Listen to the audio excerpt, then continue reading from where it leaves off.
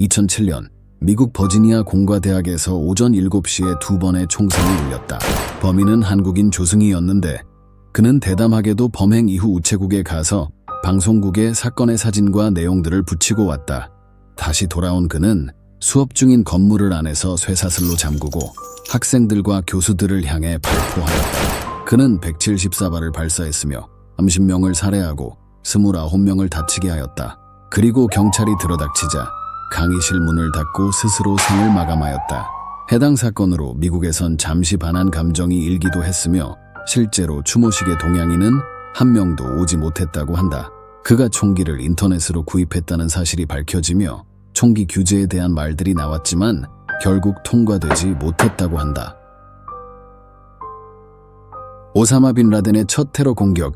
1998년 8월 7일 케냐의 미국 대사관에 한 트럭이 진입했다. 트럭 운전자는 문을 열라고 소리쳤지만 수상하게 느낀 경비원이 문을 열어주지 않자 운전자와 동승자는 총을 쏘고 수류탄을 던지기 시작하였다.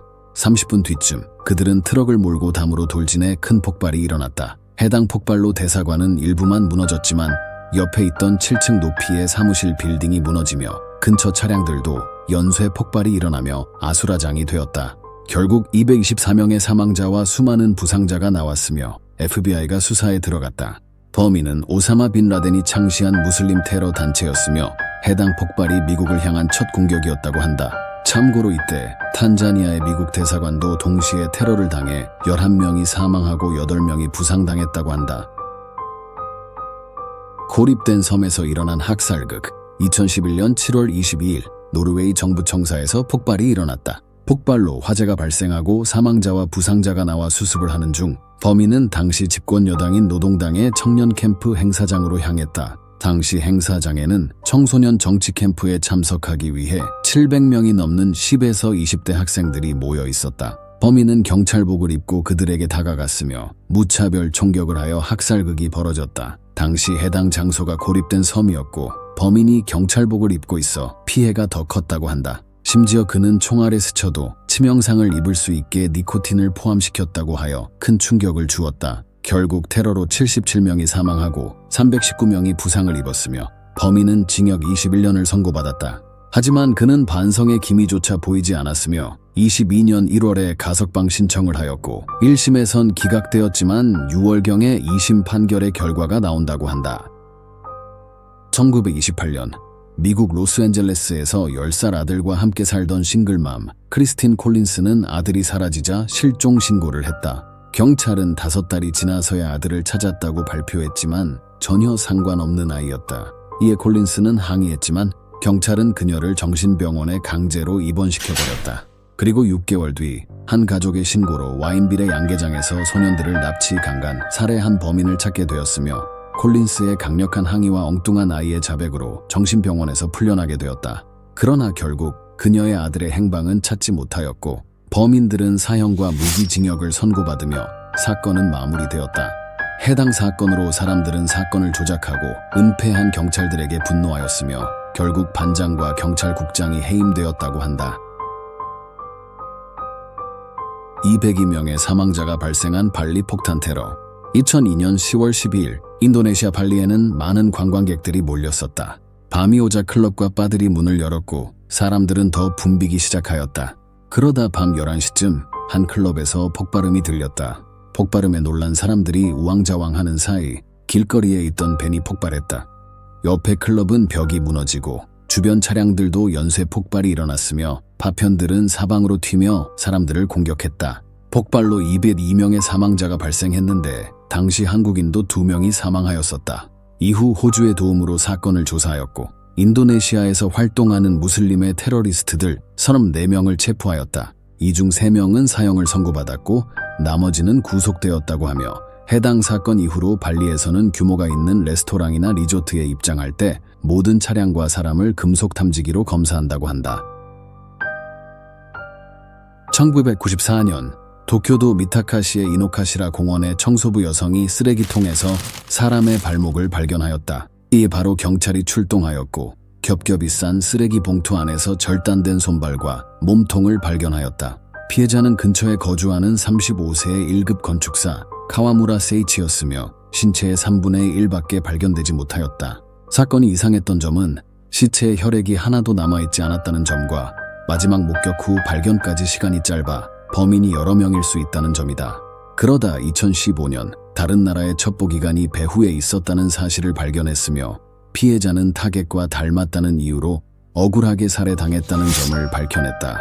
그러나 결국 용의자들은 해외로 도피하면서 찾지 못하였고 사건은 영원히 미제 사건으로 끝나고 말았다. 교회에서 울린 끔찍한 총성. 2017년 미국 텍사스주의 인구 616명의 작은 마을에 차량 한 대가 들어왔다. 차는 교회 앞에서 멈춰서더니 한 남성이 돌격소총과 방탄복으로 무장한 채 교회 안으로 들어갔다. 그는 예배 중이던 사람들에게 무차별 난사를 하고 빠져나왔다. 그때 지나가던 전직 총기 교관이었던 한 남성이 대응 사격을 했지만 그는 부상만 입고 트럭에 탑승해 도주했다. 하지만 얼마 뒤 그는 총으로 스스로 목숨을 끊고 사망한 채 차에서 발견되었다. 해당 사건으로 26명의 사망자와 20명의 부상자가 나왔으며 어린아이와 임산부도 포함되어 있었다고 한다. 당시에 그의 범행 동기를 밝혀내기 위해 아이폰에서 정보를 얻으려 했지만 애플이 이를 반대해 큰 논란이 되기도 했었다. 누구도 몰랐던 카레 속 독극물. 1998년 일본 와카야마현에서 여름 축제가 열렸다. 그런데 갑자기 축제에 제공된 카레를 먹은 사람들이 복통과 구토를 호소하기 시작했다. 심지어 사망자도 4명이 나오면서 바로 조사에 들어갔고 카레의 독극물인 아비소산이 검출되었다. 이때 거액의 보험금이 한 주부에게 들어가 경찰은 그녀를 사기와 살인 혐의로 기소했다. 이에 법원은 그녀에게 사형을 구형했고 2009년에 사형이 확정되었지만 현재는 재심을 요구 중이라고 한다. 심지어 그녀는 취재를 위해 방문한 기자들에게 물을 뿌리며 한동안 화제가 되기도 하였다. 결국 현재까지 카레를 먹은 63명은 고통을 호소하고 있으며 범인은 잡히지 못하고 미스터리로 끝이 났다. 1922년 독일 바이에른주 수리공들이 농장의 기계들을 고치고 있었다. 하지만 5시간의 수리 동안 농장 사람들은 아무도 나오지 않았고 이를 이상하게 생각해 마을 사람들이 농장을 찾아갔다. 농장의 모든 건물들은 잠겨 있었고 이를 뜯고 들어가자 헛간에서 2명, 집에서 4명의 시체가 발견되었다. 사망자들은 모두 곡괭이에 머리를 강타당했으며 그중 어린아이들도 있었다. 가족이 살해당하기 전 농장주는 모르는 발자국을 발견했다고 얘기했으며 지붕에서 이상한 소리도 났다고 했다. 그리고 6개월 전 그만둔 고용인은 농장 전체가 뭔가에 사로잡혀서 홀려있는 게 두려워 일을 그만두었다고 하였다. 이후 경찰은 범인을 잡기 위해 수사를 진행하였지만 외지인에게 배타적인 마을 주민들로 인해 난항을 겪었다. 결국 몇몇의 용의자들은 있었지만 결정적인 단서는 나오지 않았고 사건은 미제 사건으로 끝이 났다.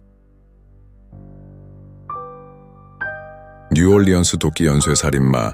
그는 1918년 5월을 시작으로 1919년까지 12명을 공격하였고 7명이 사망하였다. 대부분의 사건들의 공통점으로는 문에 구멍이 뚫려 있었다는 점과 문을 부수는 데 사용된 끌과 사용된 무기가 현장에 남겨져 있다는 점이다. 또한 범행에는 주로 도끼가 사용되었으며 희생자들은 이탈리아계의 미국인 여성들이 많았다. 그는 5번째 범행 이후 편지를 보냈는데 편지에는 살인을 예고하는 글과 함께 재즈 음악을 즐기는 사람들은 살려주겠다 라고 써 있었다. 그리고 그날 밤 수백 개의 마을에서 재즈가 울려 퍼졌고 살인은 일어나지 않았다.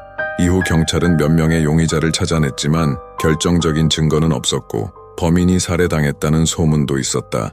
결국 진실은 아무도 모른 채 희생자들만 남기고 미제 사건으로 끝이 났다.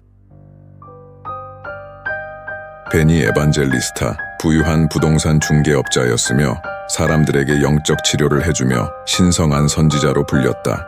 하지만 겉모습과 달리 그의 집 지하실에서는 기괴한 재단과 함께 지옥의 의식이 진행되고 있었다. 그러다 1929년 부동산 거래에 대해 논의하기 위해 방문한 남성이 그가 의자에 앉아있는 모습을 발견하였다. 하지만 그의 머리는 그의 발 옆에 있었고 부인과 자녀들 모두 잔인하게 사망한 상태였다. 그 즉시 경찰들이 출동하였고 현장에서 악마 숭배 행위와 관련된 물품들을 찾았다. 이후 경찰은 몇 가지 가설을 세웠는데 그가 당시 유명했던 블랙핸드라는 범죄 집단에 살인당했거나 최근 그에게서 집을 구매한 자의 복수 혹은 살인 사건으로 교도소에 있던 그의 오랜 친구를 의심하였다. 하지만 결국 모두 증거 불충분으로 사건은 미제 사건으로 끝이 났으며 해당 자리는 몇 년 전 철거를 하였지만 몇몇 사람들이 근처에서 머리 없는 유령을 보았다는 미스터리가 남아있다.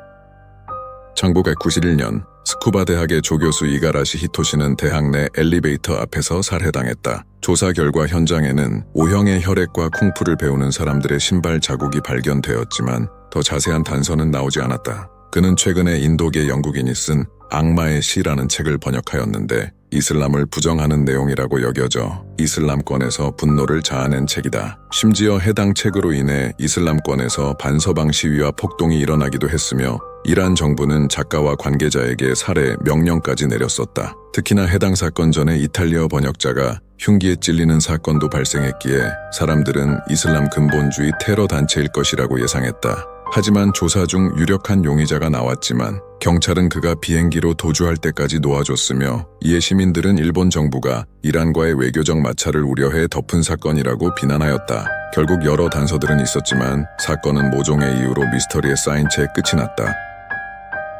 1960년 핀란드 헬싱키의 호수의 청소년 4명은 하룻밤 야영을 하기로 했다. 아이들은 자정까지 놀고 잠드는 것을 반복하다 날이 밝았다. 아침에 이곳에 놀러온 소년 2명이 이들의 텐트를 발견했는데 텐트는 뭉개져 있었고 남자아이 하나가 피를 흘리며 텐트 위에 쓰러져 있었다. 이에 바로 경찰들이 출동하였지만 3명의 아이들은 시체로 발견되었다. 피해자들은 모두 둔기와 흉기에 당한 상처들이 있었다. 조사 결과 텐트는 밖에서 안으로 찢어졌으며 소지품을 노리고 범행을 저질렀다기엔 없어진 물품들도 적었다. 이에 경찰은 바로 수사에 들어갔지만 외진 곳이라 목격자들이 거의 없었기 때문에 용의자를 찾기도 힘들었다. 이에 경찰은 생존자와 근처에서 살던 주민 한 명에게 최면수를 걸어 몽타주를 만들었다. 하지만 결국 용의자들 중 정확한 근거는 나오지 못하고 사건은 미제 사건으로 끝나고 말았다. 1974년 9월 피렌체 교회의 포도밭 근처 차량에서 남녀의 시체가 발견되었다. 남성은 총에 사망하였고 여성은 흉기에 찔리고 음부에 포도 덩굴이 꽂힌 채 사망하였다. 이후 사건은 진전이 없다가 7년 뒤 비슷한 수법으로 살해된 커플이 또 발견되었다. 경찰은 근처에서 관음증 환자를 용의자로 지목하고 체포하였는데 4개월 뒤 또다시 남녀의 시체가 발견되었다. 이에 경찰은 수사에 큰 혼란이 왔고 사건은 다시 원점으로 돌아갔다. 하지만 이후에도 몇 차례의 범행이 일어났으며 특히 피해자들 중 여성들은 신체가 절단된 채 발견되었다. 심지어 마지막 범죄 이후 여성의 신체 일부를 우편으로 보내 수사관들을 비웃기까지 하였다. 결국 해당 사건은 이탈리아의 미제 연쇄 살인사건으로 끝이 났다. 미국 텍사스주의 텍사케나 팬텀 킬러. 그는 1946년 2월부터 10주 동안 8명을 공격했으며 그중 5명이 사망하였다. 사건은 모두 주말 밤에 발생하였고 남녀 커플들에게 일어났다. 4번의 공격 중 3번은 한적한 도로에서, 1번은 외딴 농장에서 벌어졌다. 생존자들의 증언에 의하면 범인은 눈과 입만 뚫린 마스크를 쓰고 있었으며 키는 1.8m 정도라고 진술하였다. 범행이 일어나고 텍사케나와 근처 주민들은 패닉에 빠졌으며 상점들에서 총, 탄약 등이 매진될 정도로 스스로를 무장하였다. 심지어 자경단을 자처하는 사람들도 나와 경찰들과 함께 순찰을 다녔지만 결국 범죄자는 잡지 못하였다. 이후에도 수사 과정 동안 무려 300명들의 용의자들이 있었지만 결국 범인은 잡지 못하고 미제 사건으로 끝이 났다. 1912년 미국 아이오와주의 작은 마을 빌리스카 한 주택에서 8명이 사망한 채 발견되었다. 피해자들은 부모와 자녀 넷으로 이루어진 무어 일가족과 자녀의 친구 2명이었다. 그들은 아침에 항상 하던 정원 손질을 하지 않자 의아하게 여긴 이웃과 희생자의 동생이 찾아가 발견되었다. 이에 바로 경찰은 출동하였고 현장에 있던 도끼를 범행 도구로 지목하였다. 다락을 추가로 조사하자 범인은 피해자들이 모두 잠들 때까지 기다렸다. 범행을 저질렀다는 점도 발견하였다. 후에 수사를 진행하면서 유력한 용의자들이 나왔으며 그중 1명은 2번이나 재판을 받았다. 하지만 모두 결정적인 증거는 찾지 못해 무죄로 풀리며 미제 사건으로 끝이 났다. 현재 해당 건물은 박물관으로 운영 중이며 비용을 지불하고 숙박도 가능하다고 한다. 1888년 영국 새벽 3시 40분에 순찰 중이던 두 경관에 의해 거리에서 시신이 발견되었다. 사망자는 매춘부로 목과 배에 깊은 자상이 있었으며 질식사였다. 그로부터 일주일 뒤쯤 또 다른 매춘부가 같은 사인으로 시체로 발견되었다. 하지만 시신 훼손 정도는 더 심했으며 이후에 신문사에 편지를 보내 사건은 유명세를 타게 되었다. 그리고 며칠 뒤 또 다른 매춘부 2명이 시체로 발견되었으며 벽에는 유대인들이 아무 이유 없이 욕먹는 게 아니다 라는 글이 새겨져 있었다. 사건 후 이틀 뒤 감시위원회에 편지 한 통이 도착하게 되고 이 편지가 유명한 지옥으로부터 편지이다. 편지는 경찰의 무능함을 비웃었으며 범인의 신장 반쪽이 동봉되어 있었다. 그리고 다음 달쯤 또 한 명의 희생자가 집에서 발견되었지만 경찰은 끝내 범인을 잡지 못하였다. 이후 여러 명의 용의자들이 있었지만 결국 범인은 잡지 못하고 미제 사건으로 끝이 났다. 2012년 12월 미국 샌디 훅 초등학교에서 총성이 울렸다. 범인은 애덤 렌자로 자신의 모친을 살해한 후 학교에 온 것이었다. 범인은 교실에 난입해서 총기를 마구잡이로 난사했으며 자신의 사각지대에 있는 한 명을 제외한 모든 학생들을 살해하였다. 경찰은 바로 출동했으나 범인은 경찰이 오기 전 범행을 저지르고 자살해서 사건은 끝이 났다. 그는 평소에 조용하고 다른 사람들과 어울리지 못하는 성격이었으며 아스퍼거 증후군을 앓고 있었다고 한다. 이 사건으로 미국은 큰 충격에 빠졌으며 각종 총기 규제에 대한 논의가 이루어졌으나 결국 흐지부지되고 말았다. 이후 해당 초등학교는 휴교하였고 2013년에 철거한 뒤 2016년에 새로 재개교하였다. 1996년 12월 26일 미국 콜로라도주 전날 크리스마스 파티 후 아침에 일어난 모친인 패 씨는 계단에 놓인 편지를 발견하였다. 편지에는 당신의 딸을 데리고 있다. 그녀를 무사히 돌려받고 싶으면 11만 8천 달러의 금액을 준비하라 라고 써 있었다. 다른 편지에는 8시부터 10시 사이에 연락하겠다는 내용이 적혀 있었지만 결국 전화는 오지 않았다. 결국 오후에 지인이 지하실에서 끔찍한 상태로 사망한 아이를 발견하였다. 경찰은 수사 과정에서 많은 정황들이 범인이 가족일 수 있다는 점을 발견하였고 그들을 용의자로 지목하였다. 후에 범인은 제3자라는 사실이 밝혀졌지만 가족들은 이 과정에서 2차 피해를 받았다. 결국 여러 용의자들이 있었지만 모두 증거 불충분으로 범인은 잡히지 않고 사건은 미제 사건으로 끝이 났다. 1968년 미국 캘리포니아 호수에서 데이트를 즐기던 어린 나이의 두 연인이 살해당했다. 경찰들은 단서를 찾지 못하였고 6개월 후 또 다른 커플이 총상을 입었다. 인근 경찰서에 전화가 왔고 남자는 방금 커플을 쐈다. 작년 사건도 내가 한 것이다. 내 놈들은 날 잡을 수 없다. 라고 하였다. 이후 각 신문사에 편지가 도착하였는데 편지를 신문 일면에 올리지 않으면 주말 밤마다 12명의 사람들이 죽어나갈 것이라는 내용이었다. 그는 편지마다 조디악 가라사대를 앞에 넣음으로써 조디악 킬러로 불리게 되었다. 그는 자신이 37명을 살해했다고 주장하나 수사당국은 7명으로 추정 중이다. 그의 암호문은 51년 만에 해독된 암호문도 있으나 아직까지도 해독이 안 된 암호문도 남아있으며 현재도 수사는 종결되지 않았다.